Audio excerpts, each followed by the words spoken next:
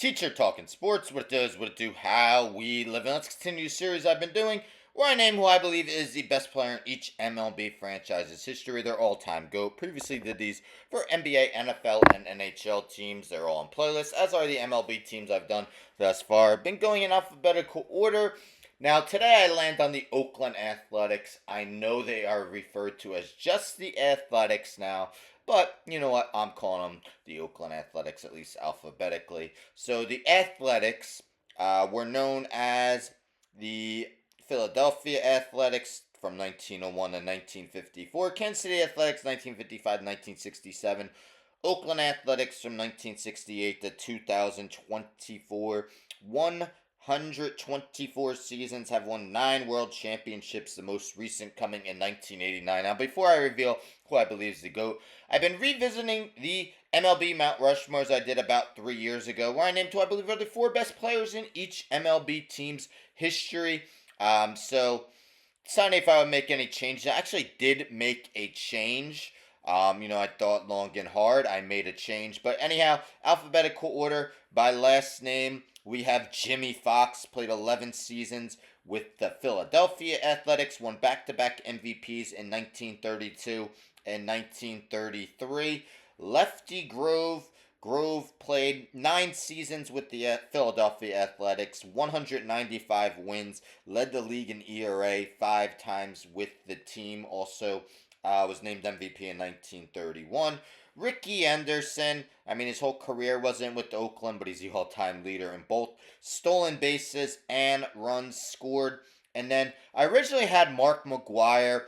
Instead, I changed it to a guy way back in the day. That is Eddie Plank. Played 14 seasons with the Philadelphia Athletics, won 284 games with a 2.39 ERA. So some honorable mentions, as I already said. Mark McGwire. Thought about keeping him. It was a tough decision to take him off. And there was a few other tough omissions, including Reggie Jackson, Sal Bando, Dennis Eckersley, Catfish Hunter, Vida Blue, Al Simmons, Home Run Baker, and Bob Johnson, to name a few. At the end of all these, I take a look at the active roster, decide if anyone has a chance to overtake the GOAT. No one will. Make the Mount Rushmore be an honorable mention. But in the end, this was a tough one.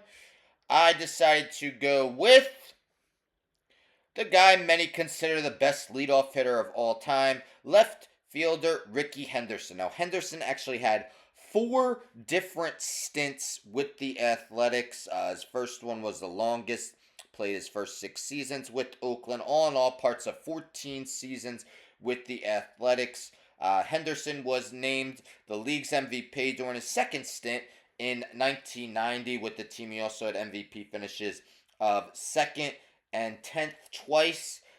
He was named to 6 All-Star teams with Oakland.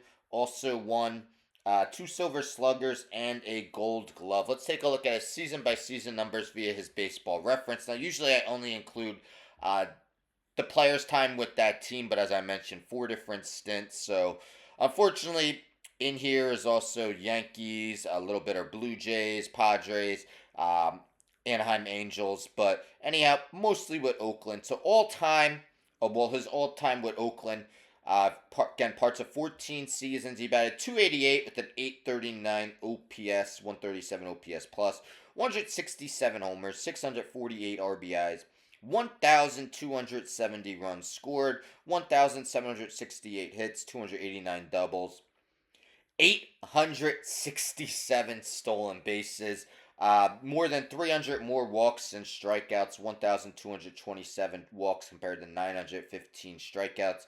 As I mentioned, won MVP in 1990. That season, he led the league in OPS, on base percentage, stolen bases, and runs scored.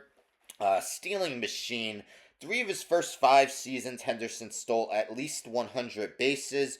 Altogether, he led the majors 7 times in steals with Oakland. 8. And there also a 9th where he played part of the season with the Yankees as well. Led the league in walks twice with the Athletics. Led the league in runs twice and hits once. With Oakland, he had 5 seasons. Yeah, 5 seasons with that 6 seasons. Sorry, with at least 100 runs scored. Um, One of the all-time great hitters at hitting leadoff homers. He did have a 28 homer season in 1990. Again, that season he was named MVP. Just such a threat on the base paths. Did win a World Series with the Athletics in 1989. That season, he was named the ALCS MVP. While he wasn't named World Series MVP, he did quite well in that World Series. A 4-game sweep over the Giants. 9 for 19 with a double, 2 triples, a homer, 3 stolen bases. The following season, they also made the World Series. They did get swept by the Cincinnati Reds. But Henderson did his job, went 5 for 15, a double, a homer, and 3 stolen bases. So played his part. Unfortunately, the rest of the team didn't perform quite well. So again, whole career not with the Athletics, but nonetheless, he's still the all-time leader in runs scored with 2,295 and stolen bases 1,406. Also had over 3,000 hits in his career. Ricky Henderson, easy first ballot Hall of Famer in 2009, 94.8%.